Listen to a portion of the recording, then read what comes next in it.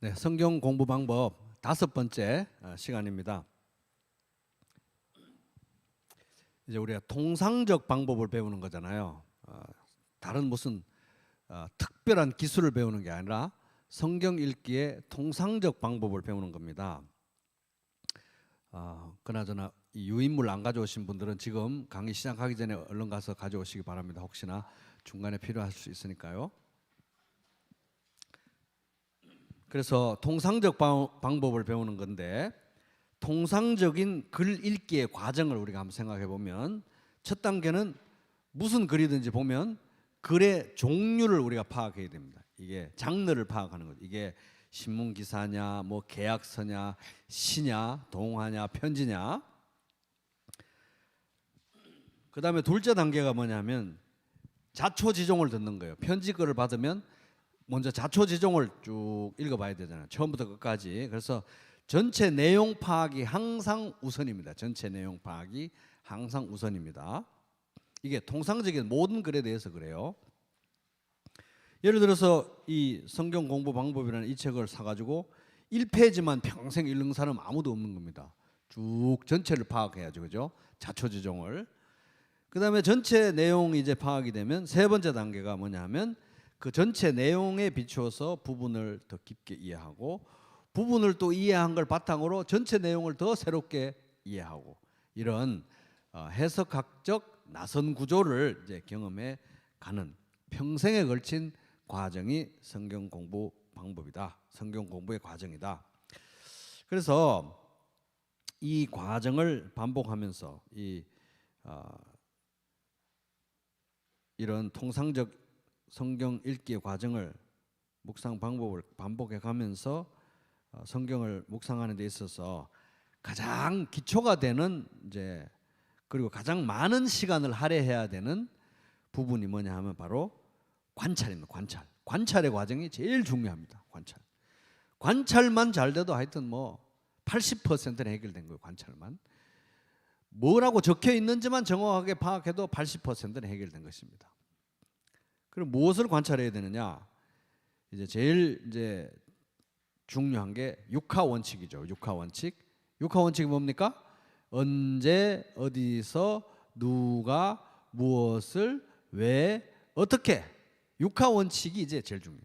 모든 잘 쓴 글은 다 육하 원칙에 따라서 써져 있기 때문에 육하 원칙이 관찰 내용의 핵심이다. 글 쓸 때도 육하 원칙, 관찰의 핵심도 육하 원칙.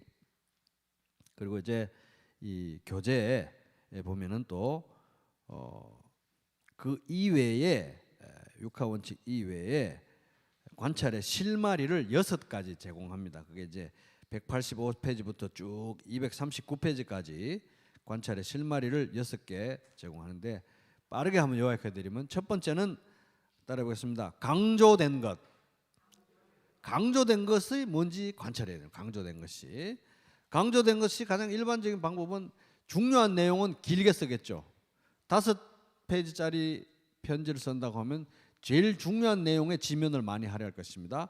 지면 할애. 어디에 지면이 가장 많이 할애되는가.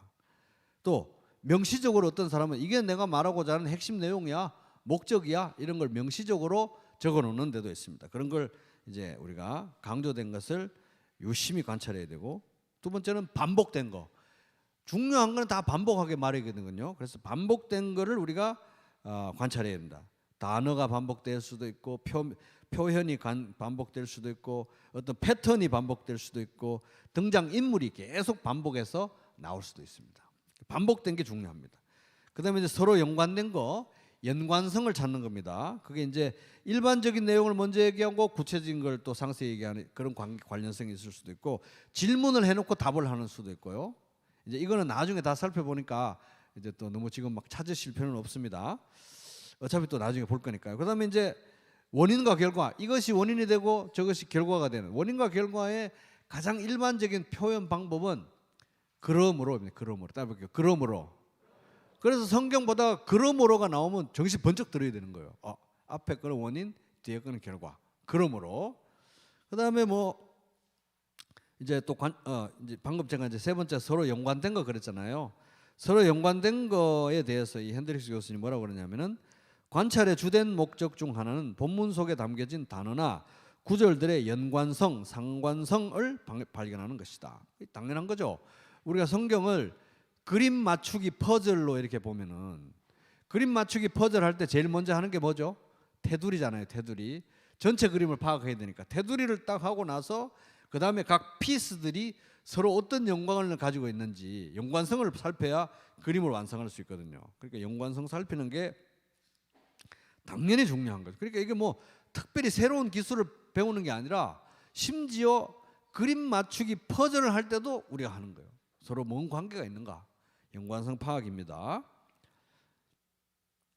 그 다음에 또 관찰의 실마리 네 번째는 서로 비슷한 것. 비유법. 이거는 뭐뭐와 같다. 은유법, 비유법, 은유법 뭐 이런 것들이 이제 써진 것이 있고요. 서로 상반된 것도 관찰입니다. 서로 상반된 거.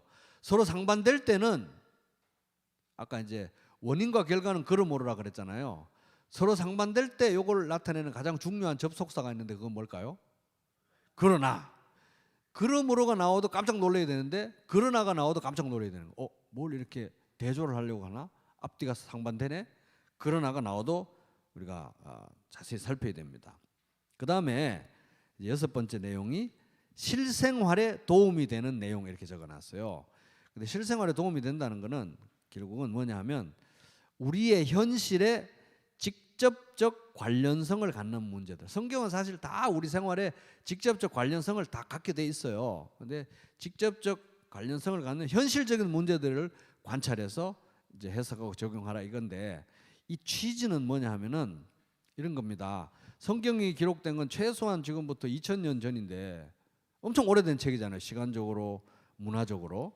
그래서 어떤 사람들은 성경이 저 2000년 이전에 2000년도 훨씬 전에 최고 가까운 게 2000년 전이니까 2000년 훨씬 전에 저 남의 나라 이스라엘 땅에서 기록됐으니까 그 나라의 문화와 그 나라의 어떤 시대적 상황을 모르면 이 성경은 아예 우리가 알 수가 없다는 식으로 말하는 분들도 있어요.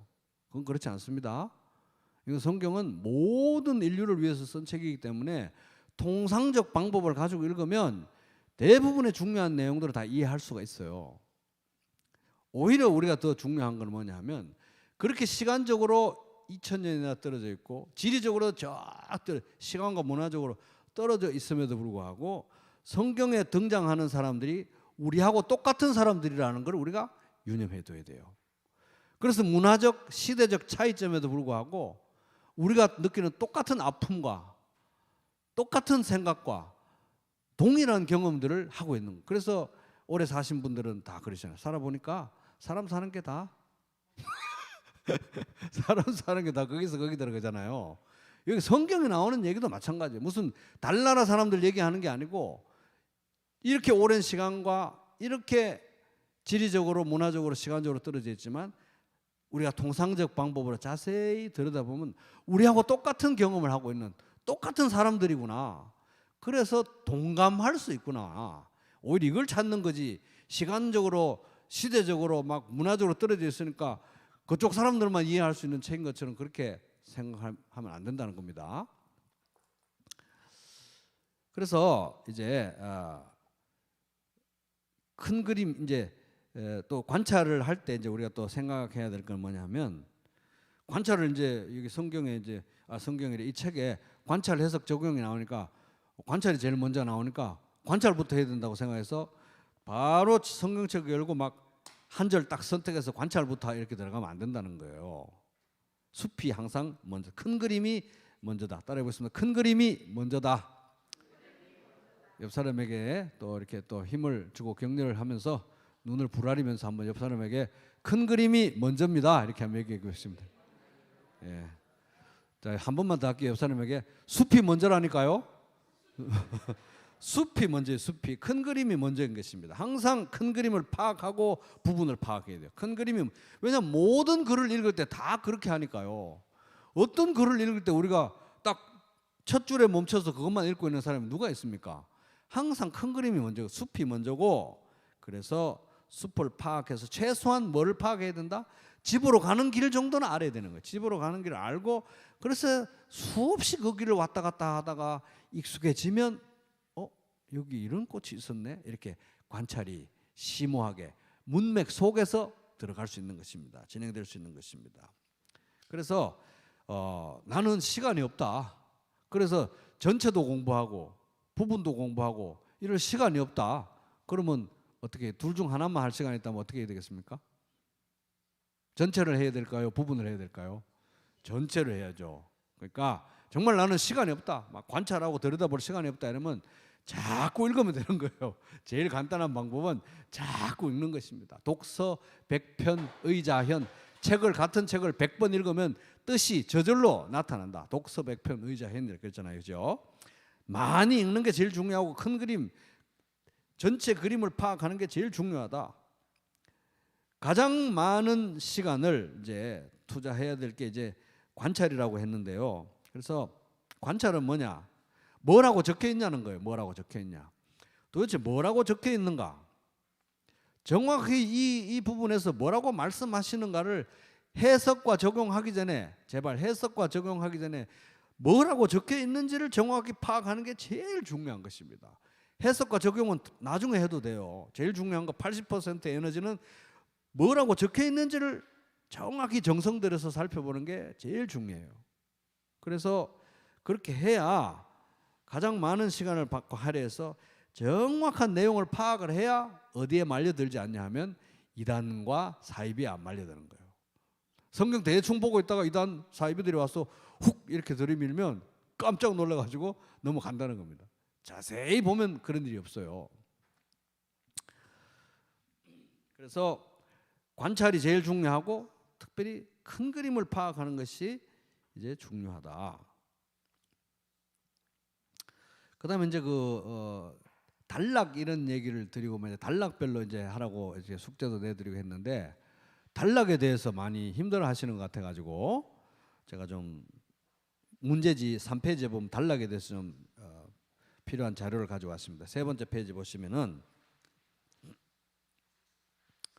글의 단위에 대해서 이제 좀 조사를 해왔습니다. 이게 한글 배우는 방식으로 이제 일단 설명을 드리려고요. 글의 단위. 글의 단위에는 첫 번째 가장 최소 단위가 단어입니다. 단어. 단어는 뭐냐 하면 하나의 낱말이죠. 소, 꽃, 돼지, 금붕어 이게 단어입니다. 단어. 그 다음에 두 번째 구, 글귀. 이거는 둘 이상의 낱말이 묶인 하나의 말덩어리. 그러니까 따뜻한 봄에 소풍을 간다라는 문장에서 따뜻한 봄 요 두 단어가 묶어진 요거를 구라고 하는 거예요. 구. 그다음 문장은 뭡니까?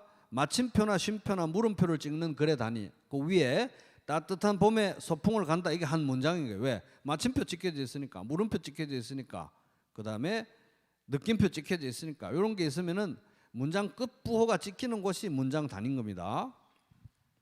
이해하시겠죠? 단어 구 문장입니다. 그다음에 문단이 뭐냐면 문단. 이게 중요해요. 문단.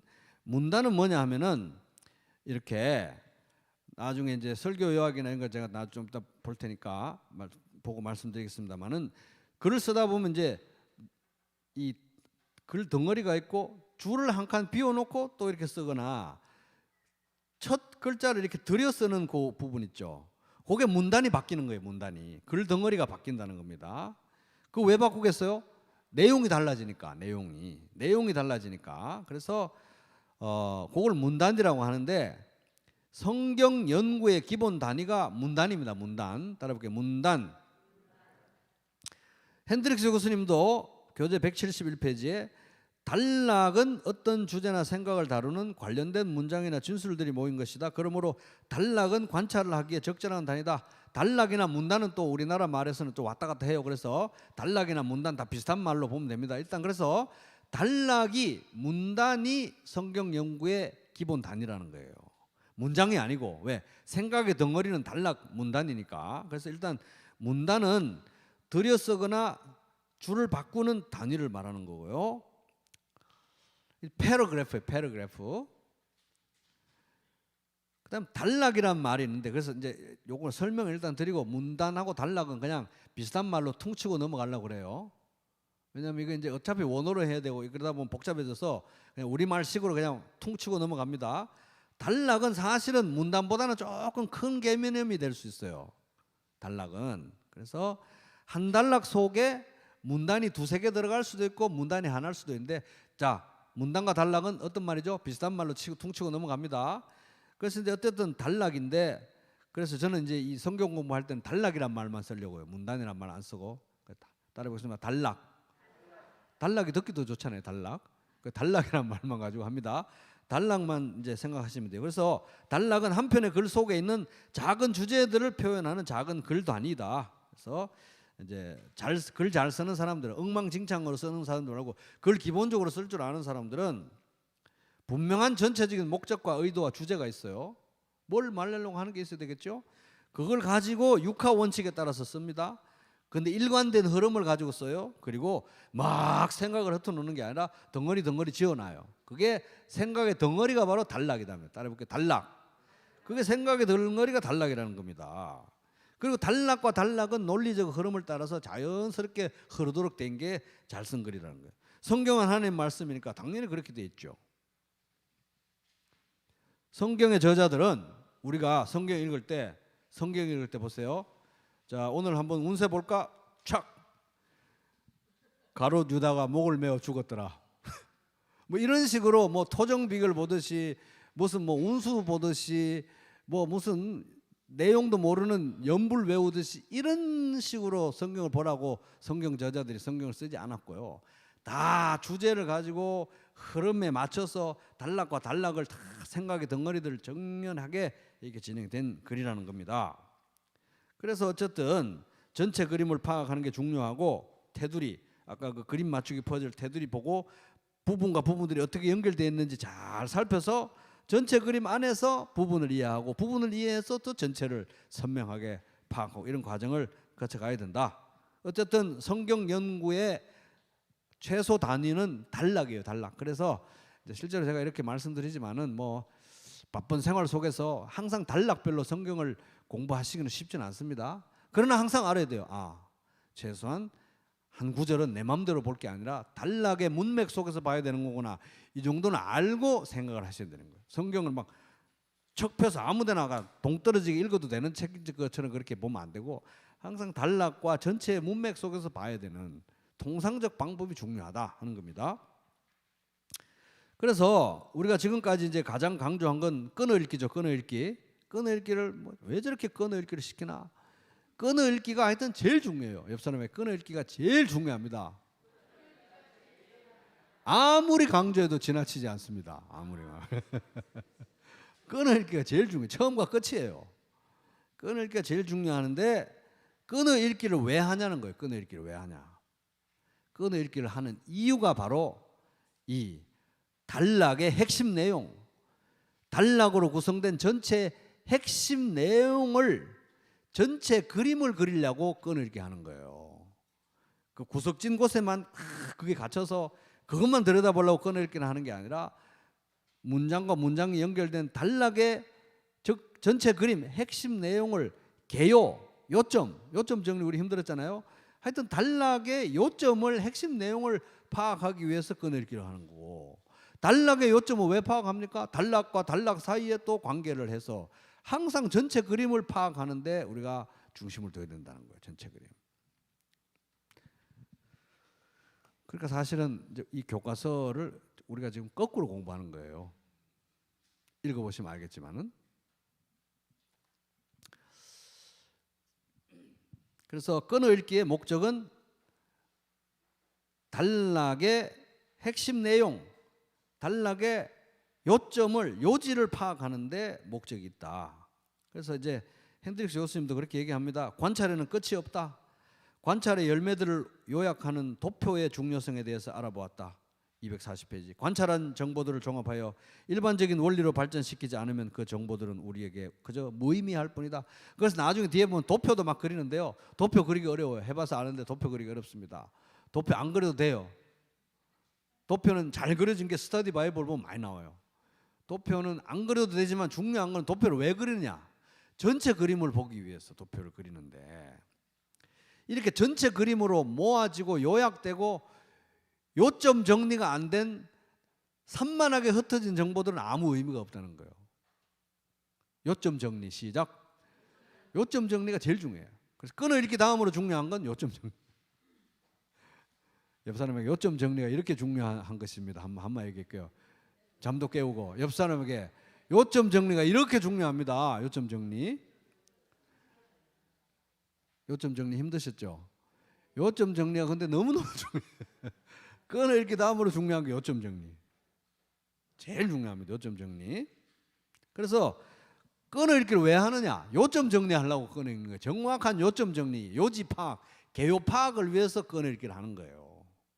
상관관계를 위해서. 그래서 이 교과서에서는 처음에 사도행전 1장 8절 한 절 관찰하고 그 다음에 한 단락 관찰하고 큰 덩어리 한 섹션 관찰하고 뭐 그 다음에 또 해가지고 책 전체 관찰 이런 식으로 작은 데서 큰 데로 나아가는 식으로 돼 있잖아요. 그 이유는 그렇게 가르쳐야 가르치기가 쉽기 때문에. 신학교 처음 온 사람한테 우리 교회처럼 막 달라고 요약해오라 하면 다들 막 큰일 나겠죠. 자퇴하고. 그래서 쉽게 가르치려고 한 절씩 하는데 이제 제가 단도직입적으로 처음부터 말씀드리는 건 현실에서는 그렇게 안 됩니다.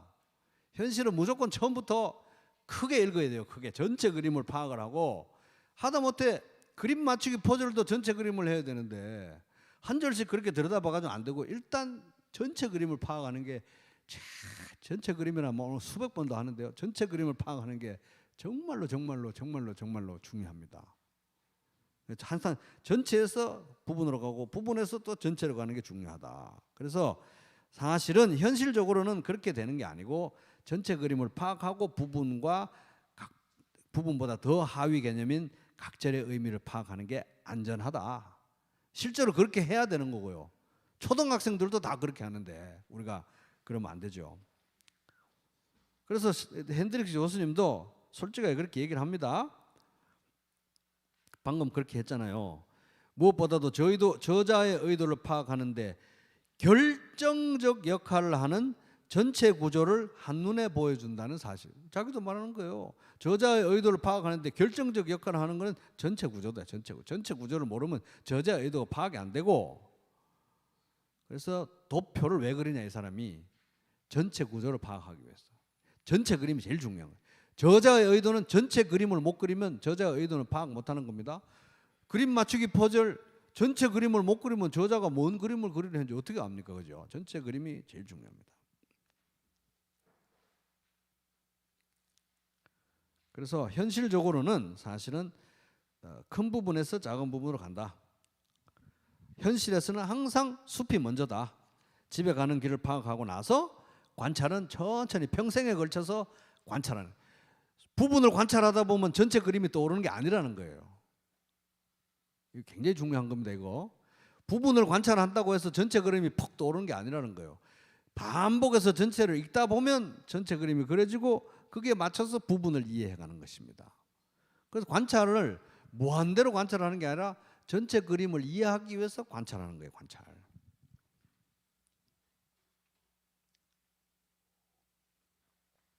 그래서 이 숲을 먼저 파악하는 이 부분이 강조가 되지 않으면요. 전체 그림 얘기 이제 좀만 더 하고 이제 그만할게요. 숲을 파악하는 이 문제가 강조가 되지 않으면 어떤 현상이 일어나냐면은 성경을 읽을 때 맨날 자기 좋아하는 구절만 읽어요. 자기 좋아하는 구절, 마음에 드는 구절만 쪽쪽 꺼놓고 그거만 보는 거예요. 그게 전체 맥락에서 뭔 뜻인지를 관심이 없어. 그냥 내 눈에 들어오니까. 그래서 문맥에 안 맞게 좋아하는 구절을 외우고 있으면 나중에 알고 보니까 전혀 그런 뜻이 아닌 것도 많거든요.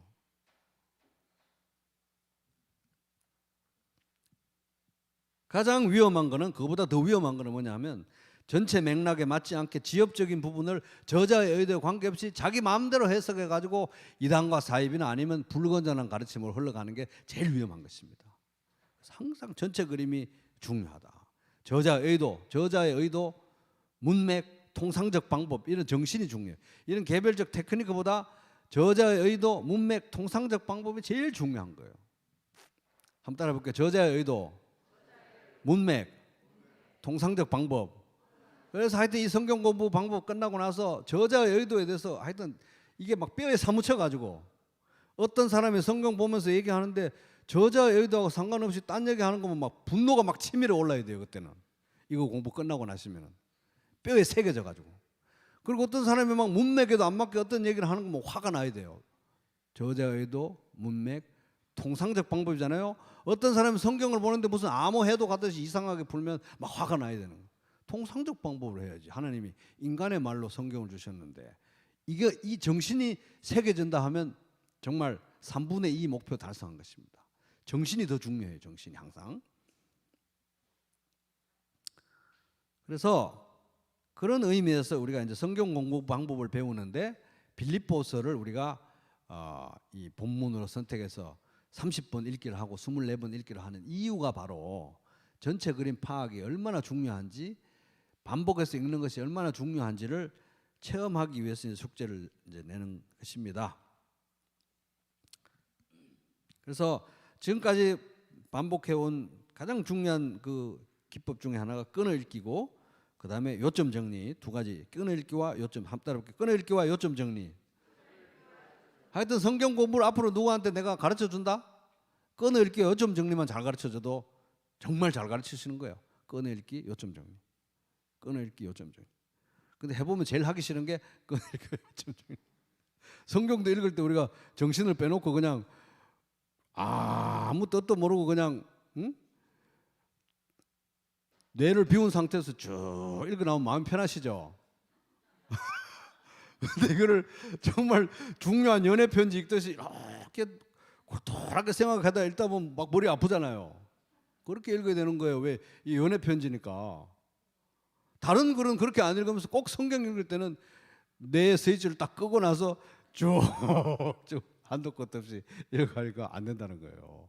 진짜 연애 편지인데 연불하듯이 그렇게 읽으면 안 된다는 거예요. 이거는 정말 정신 차리고 읽어야 되는 겁니다. 아 다르고 어 다른 거예요.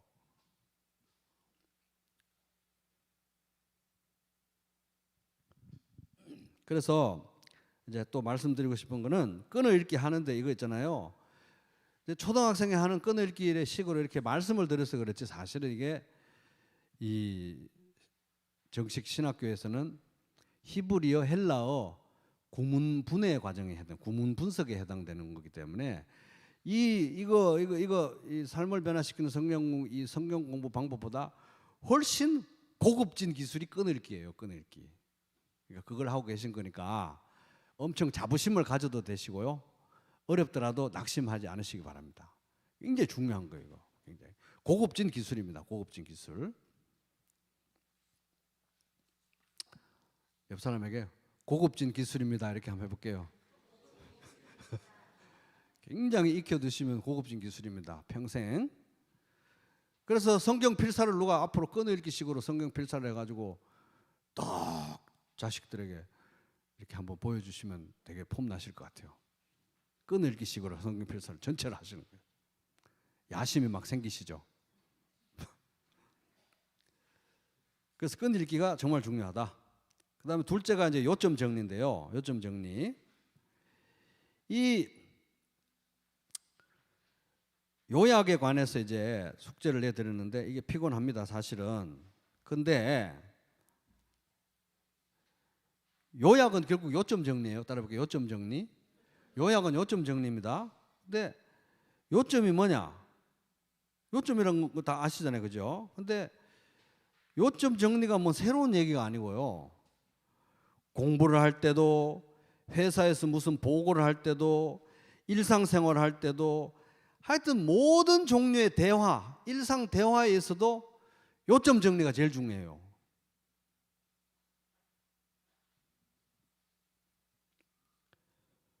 요점 정리가 안 된 채로 말하면 어떤 사람이 여러분한테 밑도 끝도 없이 요점 정리도 없이 막 말하면 여러분 뭐라고 합니까? 뭐래니? 뭔 소리 하는 거야? 이러잖아요. 그죠? 요지가 뭐예요? 요지가. 그러지 않습니까? 요점 정리, 일상 대화에서도 제일 중요해요. 요점 정리는. 그리고 보고서, 뭐 회사에 생활할 때도 요점 정리가 제일 중요하고요. 각 분야의 정말 고수들은 다 요점 정리가 다 되어 있습니다. 김치 담그는 거에 대해서도 정말 정성껏 평생 김치를 담그신 분들은 김치는 말이야. 김치는 그냥 제가 그냥 임의로 적어본 거예요. 이건지 몰라도 김치는 말이야 발효의 과학이야. 한마디로 요점 정리가 된 사람이 이게 김치를 잘 담근 사람이에요. 사실은 집안 정리의 달인. 집안 정리는 한마디로 말하면 쓸데없는 거 버리는 거야. 요점 정리가 된 사람이 경지에 오른 사람이에요.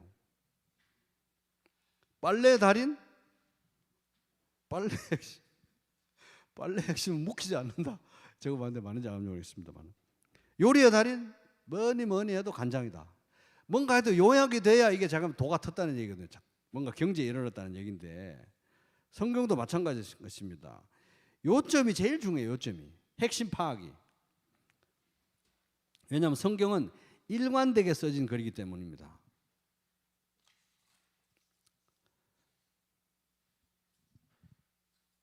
그래서 여러분 이제 요점 정리 너무 싫어하지 마시기 바랍니다.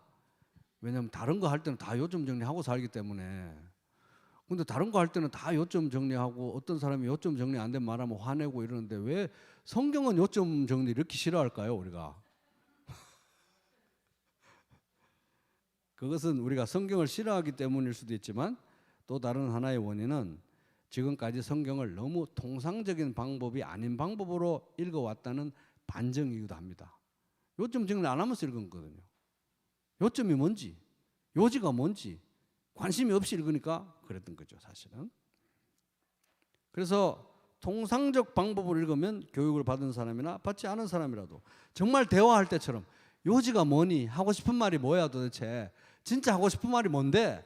이런 태도로 우리가 서로 대화하듯이 통상적인 방법으로 대화하듯이 하나님의 말씀을 정말 요지가 뭔지, 정말 하나님이 나에게 말씀하시고자 하는 진짜 핵심이 뭔지 그렇게 골똘히 생각하면서 읽으면 요지 파악만큼 즐거운 게 어디 있습니까? 말씀 보다가 엄청난 감동이 몰려오겠죠. 그러면 요점은 뭘로 이번 주도 요점 정리에 대해서 조금 더 가르쳐 드릴게요. 요점은 뭘로 구성되느냐? 요점 정리는 요점은 뭘로 구성되냐는 거예요. 요점 정리할 때 요점은 뭘로 구성되느냐? 따라 보겠습니다. 문제와 답. 요점에는 문제와 답이 들어가 있어요. 요점 정리는 문제와 답으로 구성되어 있는 거예요. 그러니까 누가 요점 정리해오라면 문제와 답인 거예요. 왜? 성경 자체가 인간의 모든 문제에 대한, 인간의 근본 문제에 대한 답이 성경이기 때문에 요점 정리는 문제와 답이에요. 그리고 성경뿐만 아니라 모든 글, 모든 의사소통에는 어떤 글을 쓴다고 할 때는 그 글에서 다루고 있는 문제가 있어요. 그리고 그 다루는 문제에 대한 저자의 생각과 견해와 답이 거기 들어있는 게 글입니다. 글. 그래서 문제와 답으로 항상 구성되어 있습니다. 그것은 이제 우리가 뭐 회사에서나 이렇게 보고할 때, 보고서 작성할 때 현황, 문제점, 대안 이렇게 들어가게 쓰잖아요. 그래서 현황이 뭔지만 써가지고 하면 직장 상사가 현황이 뭔지만 써가지고 한 보고서를 갖다 드리면 직장 상사가 어떻게 합니까? 휙 던져버리죠. 그리고 이제 현황과 문제점까지 써가면 어떻게 합니까? 휙 던져버리죠. 직장 생활이 장난이니? 이렇게 하면서 현황과 문제점과 대책을 써가야 돼요. 답을. 마찬가지로 요점에는 문제와 답이 들어있습니다. 문제와 답. 그래서 이 단락의 요점을 정리하자, 단락의 핵심이 뭐냐 할 때, 각군의 요지가 뭐냐 할 때 그 요점을 정리할 때 그냥 문제, 답 이런 식을 안 쓰더라도 그냥 풀어서 쓰더라도 초등학교 3학년짜리가 알아듣게 쭉 풀어서 쓰더라도 이 단락에서 다루는 문제는 뭐고 이 단락에서 답으로 그 문제에 대한 답으로 제시하는 내용은 뭔지 이렇게 쓰라는 얘기입니다. 그러니까 이제 그 얘기를 보려고 요 문제지 4쪽에 예를 들어왔습니다. 4쪽 보시기 바랍니다. 4쪽.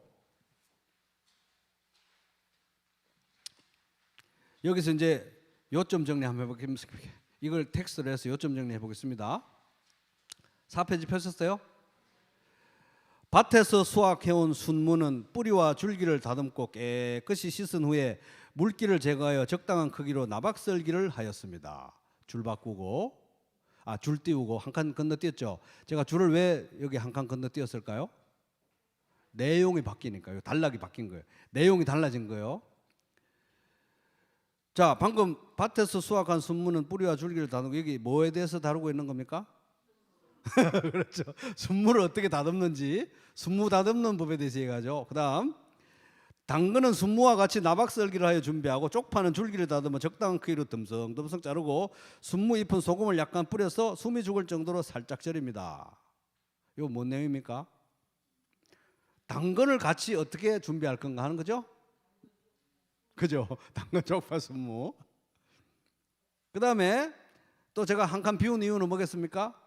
내용이 바뀌니까 단락이 바뀐 거예요. 단락이 이렇게 단락이 바뀌는 겁니다. 양념은 고춧가루, 마늘, 생강, 멸치, 액젓, 새우젓, 양파젓, 배젓, 쪽파, 찹쌀, 풀. 제가 액젓 다음에 줄 바꾼 이유는 뭘까요? 이렇게 액젓 다음에 끊어 읽게 한 이유는 뭘까요? 어떤 법칙이 있어서 그런 게 아니라, 끊어 읽게 주된 목적은 내가 이해하기 쉽고 새 3학년짜리에게 읽어주기 쉽게 하려고 끊어 읽게 하는 거예요. 쭉 따라나 봐요. 제가 읽기 시각화가 안 되니까 어려우니까 그냥 줄 바꾼 겁니다. 내가 스스로 결정한 거예요. 새우젓, 양파젓, 배젓, 쪽파, 찹쌀, 풀, 육수, 가루 열고 멸치, 가루 다시마, 가루 닦고를 기본 재료로 사용했습니다. 뭡니까? 뭐에 대한 내용인가요? 양념에 대한 내용입니다. 양념. 줄을 한 칸 벌린 이유는 단락이 바뀌니까. 단락은 생각이 아닌데 생각의 내용이 달라진 거예요. 그죠? 그다음 뭡니까? 순무 김치 담그는 법의 핵심은 순무를 조금 절이지 않고 사용하고, 설탕 대신 양파와 배를 갈아 넣어서 당도를 조절하는 것이 뭐에 대한 내용이죠? 이 사람이 생각하는 순무 담그는 법의 핵심을 얘기하는 거죠. 그죠? 그러면 이제 이 순무 담그는 법에 대해서 관심 있고 이런 거를 읽기 좋아하는 사람은 이 정도 쯤 오면은 순무 김치 담그는 법의 핵심은, 이거 노란 줄 그었어요 벌써. 그래서 성경 보실 때 세 가지 컬러를 쓰시면 좋습니다. 노란색, 녹색, 빨간색 펜을 쓰세요. 그것도 물 번지는 펜은 성경 다 버리니까 안 되고요. 반드시 색연필 비슷한 그런 좀 돈 좀 들여가지고 독일제 그런 거 사서 노란색, 녹색, 빨간색을 가지고, 노란색은 뭡니까? 그냥 단순히 기억해놨으면 좋겠네. 요거 주의 기울일 만하네. 녹색은 뭡니까? 머리를 써야 되는 내용, 차가운 내용, 냉철한 내용. 빨간 건 뭡니까? 가슴이 뜨거워지는 내용, 그걸 줄치는 거예요. 그럼 이게 이제 순무김치에 대해서 관심 있는 사람은 순무김치 담그는 법의 핵심은 빨간 줄 벌써 그었을 거예요 아마. 그 다음 칸 띄우고, 육수는 순무가 일반보다 수분이 적은 것을 감안해 살짝 보완해주는 정도로 만들어 사용하고, 양념이 잘 배도록 배물해주면 순무김치 담그는 법이 끝이 납니다. 그 다음에 또 한 칸 띄우고, 이렇게 순무김치를 담가 바로 드시기보다는 제맛을 즐기기 위해서 일정 기간 발효시켜 적당히 맛을 들인 후에 입맛 없을 때 먹으면 최고입니다. 이거 뭐에 대한 내용이죠? 먹는 법에 대한 내용. 자, 그러면 이 전체 글에서 다루고 있는 문제가 뭡니까? 한마디로 말하면 뭐에 대해 뭔 문제를 다루고 있어요? 정말 잘하시네요. 요점 정리 이렇게 잘하시네. 순무김치 담그는 법을 지금 다루고 있는 문제, 그죠? 그 문제에 대해서 이 사람이 제시하는 답은 뭐예요? 이러저러한 여러 가지 답을 제시하는데 그 중에 핵심 답은 뭡니까? 핵심은 뭐예요? 핵심은 소금에 절이지만 안 돼. 절대 안 됩니다. 그리고 설탕 대신에 반드시 양파와 배를 쓰시오. 이게 이제 문제에 대한 답이에요. 그래서 요점은 문제 플러스 답입니다. 문제와 답을 같이 버무려서 써내면 요점이에요. 요점 제가 정리하면 이렇게 정리했습니다. 순무김치 담그는 법의 핵심은, 요 내용의 전체 내용 요점, 순무김치 담그는 법의 핵심은 순무를 소금에 절이지 않고 사용하고 양파와 배를 갈아 넣어 당도를 조절하는 것이다. 그래서 박 목사가 만약에 이 내용을 읽고 요점 정리해오라고 하면 방금 좀 이렇게 정리했을 거예요. 왜? 여기에 문제와 답이 들어가니까. 문제는 뭐였습니까? 순무김치 담그는 법. 답은 여러 가지 있지만 그중에서 가장 중요한 거는 소금에 절이지 않고 양파와 배로 당도를 조절한다. 그래 놓고 이제 요점을 정리하고 제목을 붙여보는 거예요.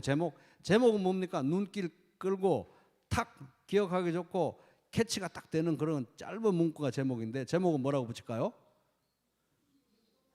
순무김치 담그는 법. 이렇게 성경을 공부를 잘하시는 다들 이렇게 성경을 공부를 하면 돼요. 이런 식으로 문제가 뭔지 답이 뭔지 요점이 뭔지 제목을 단락별로 붙여주는 거예요. 제목을 단락별로 붙인 게 여기 제가 문제지에 내드린 개요잖아요. 개요. 이 성경학자가 ESV 스터디 바이블에 개요 써놓은 거 있죠? 그게 바로 이게 이 단락의 개요를 쭉 합쳐놓은 게 개요인 것입니다. 자, 이제 설교 요약 보겠습니다. 설교 요약.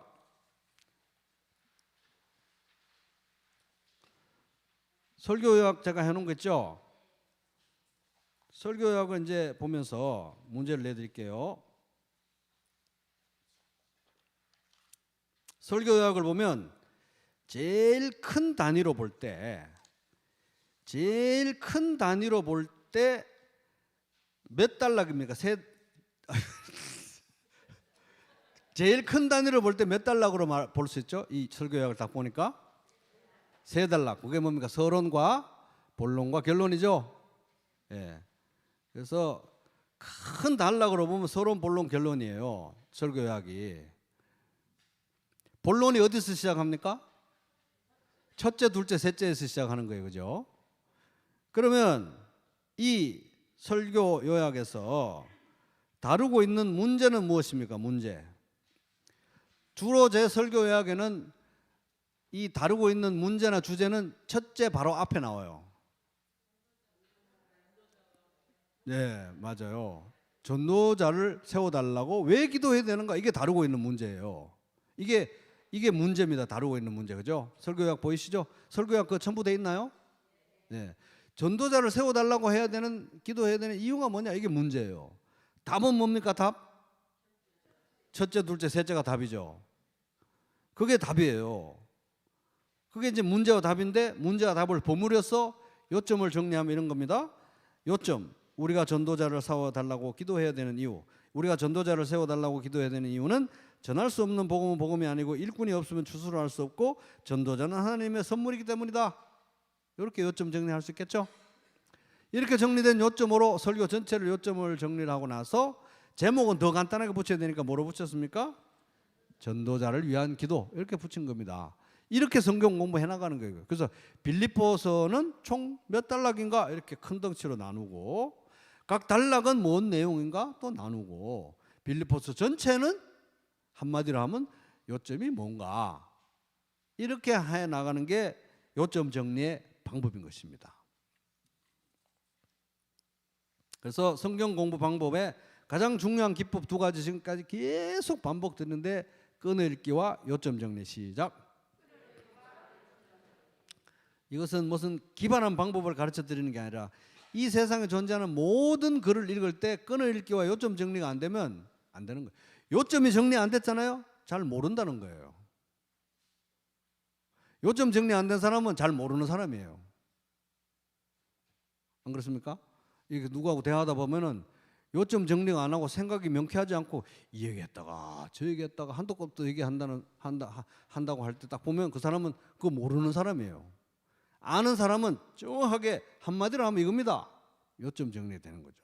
근데 요점 정리는 빌립보서 요점 정리가 쉽나요? 안 되죠. 30번 읽어도 어렵고 100번 읽어도 어렵습니다. 근데 빌립보서는 우리가 웬만한 책 같으면은 30번 읽었는데도 요점 정리가 안 되면 우리가 또 읽을 필요가 있어요, 없어요? 짜증나서 못 읽죠. 근데 빌립보서는 하나님 말씀이죠. 그래서 한 번 읽고 요점 정리해보고 10번 읽고 요점 정리해보고 좀 더 명쾌해집니다. 30번 읽고 요점 정리해보고 300번 읽고 요점 정리해보고 3000번 읽고 요점 정리해보고 죽는 날까지 요점 정리하는 거예요. 옆 사람에게 죽는 날까지 합시다. 하나님 말씀인데 그렇게 해야죠. 안 그렇습니까? 저는 지금 몇 년째 하고 있는지 모릅니다.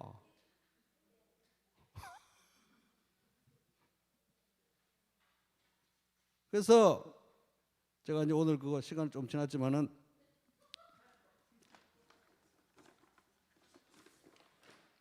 이게 이제 뭐냐면 좀 이따 저 뒤에 놔둘 테니까 보세요. 이게 이제 달라스 신학교 성경 강의 박사 공부를 하다 보면은 한 2, 3년 걸리는 숙제를 내주는데 성경 각 권별로 66경 각 권별로 저자가 누군지, 저작 연도가 누군지, 저작 장소가 누군지, 1차적 독자가 누군지, 저작 배경이 뭔지, 목적이 뭔지 요거는 뭐 책들에 나오니까 쉬워요. 어느 정도. 근데 우리가 여러분께 지난주에 제가 큰 빌립보서를 큰 단락 5단락으로 요점 정리하시고 그 하부 단락을 또 요점 정리하시라고 하니까 막 진짜 어마어마한 반응들이 쏟아져요.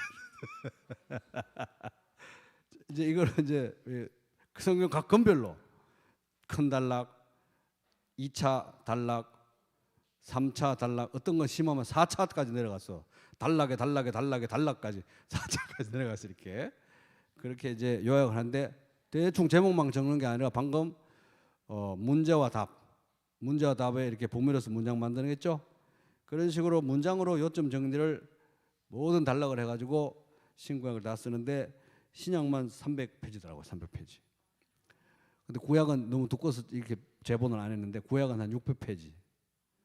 그래서 제가 받은 정신적 고통을 보여드리려고 좀 이따 보여드릴 테니까 한번 보시기 바랍니다. 그리고 제가 이 정신적 고통 속에서 말씀을 요약하면서 느꼈던 기쁨을 성도님들과 나눌 수 있어서 너무 감사합니다. 이렇게 기쁨을 나눌 수 있어서 너무 감사하고, 그 다음에 또 이거는 이제 이렇게 요점 정리한 거를 또 더 요점 정리해가지고 마인드 맵이라고 이렇게 문어발식으로 이렇게 가는 게 있어요.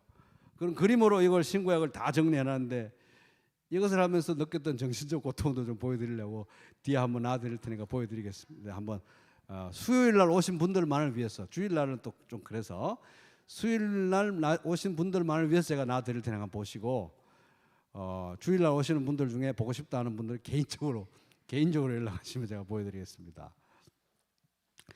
어떤 분들은 또 이걸 보여드리면 이거 카피하면 안 돼요? 그건 안 되죠. 왜냐하면 고기 잡는 법을 가르쳐 드려야지 고기 잡은 거 다 낸다고 그러면 안 되잖아요. 그래서 고기 잡는 법을 배우시면 되는 겁니다. 그래서 이제 여기 이제 아까 그 300페이지짜리는 이제 드와이트 펜티코스트 교수님이라는 분이 계신데 2014년에 99세로 돌아가셨어요. 근데 98세까지 강의를 하셨어요. 성경을 58년 동안 달라스 신학교에서 가르쳤는데 98세 되는 겨울까지 가르쳤어요. 그래가지고 11월 말까지인가 가르치시다가 98세, 그리고 겨울 방학 때 병이 나셔가지고 99세 되는 봄에 돌아가셨어요. 돌아가시 6개월 전까지 성경을 그냥 쿡 찌르면 성경이 나오는 분이에요. 강의 노트도 안 들고 그냥 성경 얄팍한 거 하나 달랑달랑 들고 오고, 무거운 거는 힘이 없어가지고 얇은 거 달랑달랑 들고 오시는데 쿡 찌르면 성경이 나오시는 분인데, 그래도 그분이 여기 이제 A를 주셨습니다. A. 그래서 이제 한번 이따가 정신적 고통을 한번 공부해 보시고 이 정신적 고통 가운데 제가 받았던 기쁨도 같이 한번 누려 보시도록 그렇게 하시기 바랍니다. 그래서 숙제 이제 보시기 바랍니다. 그 이제 이런 거 보시니까 이제 또 숙제할 마음도 더 동기부여도 많이 되셨을 것 같아요. 그래서 이제 숙제 보면은 1번, 2번은 똑같습니다. 3번 보면은 빌립보서 통독을 할 때 뭐에 유의한다? 끊어 읽기. 하여튼 끊어 읽기와 요점 정리가 제일 중요해요. 요점이 정리 안 된 사람은 이해를 못한 사람이에요. 그래서 우리도 인생도 요점 정리된 인생을 살아야 되는 것입니다. 인생 자체가 요점이 정리돼야 돼요. 하나님 나라와 의를 먼저 구하는 요점이 정리돼야 되고, 성경도 이미 요점 정리되어 있어요. 이 모든 것이 다 나에 대해서 예수 그리스도에 대한 말씀이다. 요점이 정리 다 돼 있거든요. 요점 이제 그래서 끊어 읽기 요점이 중요한데, 끊어 읽기에 유의하면서 빌립보서를 읽는 가운데 단락별로 내용을 요약하시기 바랍니다. 지난주에는 너무 고통 속에서, 놀라움과 당황 속에서, 두려움 속에서 하셨다면 이번 주에는 기쁨으로 한번 요약해 보시기 바랍니다. 한 번 더 새롭게 요약을 새로 해보시기 바라요. 그래서 이번 주에 새로 배우셨잖아요. 요점이란 문제와 답이다. 문제와 답을 버무려서 요점 정리하는데, 이번에는 하부 단락 얘기는 아예 말도 안 꺼내놨습니다. 그래서 그냥 큰 덩어리 5덩어리로만 단락별로 요약하시고, 그 대신 추가됐습니다. 문제 못 읽었다 말씀하시지 마시고, 그리고 빌립보서 전체 내용이 뭐라고 생각되는지 요점을 정리해 보시오. 빌립보서 전체를 요점 정리해 보라는. 아까 순무단거는 뭐 요점 정리 잘하셨죠? 그렇듯이 빌립보서 전체를 요점 정리하는 겁니다. 요점을 정리하시기 바랍니다. 그래서 이제 요점은 문제가 무엇이고 답이 뭔가, 더 쉽게 말하면 초등학교 3학년 어린이에게 이 단락의 내용은 이러이러한 거야 라고 설명할 수 있는 요점을 말하고, 밑에 있는 ESV 스터디 바이블 개요, 이거 아웃라인이에요. 아웃라인. 이걸 아웃라인을 하는데 이 아웃라인을 참조하시면 됩니다. 그리고 이제 가정교회에서는 빌립보서 전체 개요에 대해서 묵상하고 개요 쓰려니까 정말 빌립보서 전체 요점 정리하려니까 도대체 몇 번을 읽어야 되는 거야. 짜증나게 이러지 마시고 100번을 읽어도 1000번을 읽어도 하나님 말씀이니까 얼마나 감사합니까? 그리고 요점 정리하려고 많이 읽는 거 얼마나 감사한 일이에요. 그래서 요점 정리가 될 때까지 한번 읽어보세요. 누가 이기나 될 때까지 한번 읽어보시기 바랍니다. 그래서 그 대신 이제 성령님께 기도하면서 주님 보여주십시오. 요점을 보여주세요. 정말 요점이 안 잡힙니다. 요점을 보여주십시오. 주여. 이렇게 꼭 기도하시면서 보시고, 그렇게 해서 전체 요점을 가정교회에서 나누는데, 또 이거 가지고 옥신각신 이렇게 다투면 안 됩니다. 내가 생각할 때 요점이 이거야. 이렇게 하면 안 되고요. 자기가 정리한 요점도 계속 고쳐 나가야 되는데 서로 겸손한 마음으로 요점을 나눠야 돼요. 겸손한 마음으로 언제든지 서로 고칠 수 있다는 마음으로, 내가 이 세상을 떠나는 날 전날까지 나는 수정할 수 있다, 고칠 수 있다는 마음으로 요점을 서로 나누어 보시고 묵상 내용을 나눠 보시기 바랍니다. 그러면 기도하고 마치겠습니다.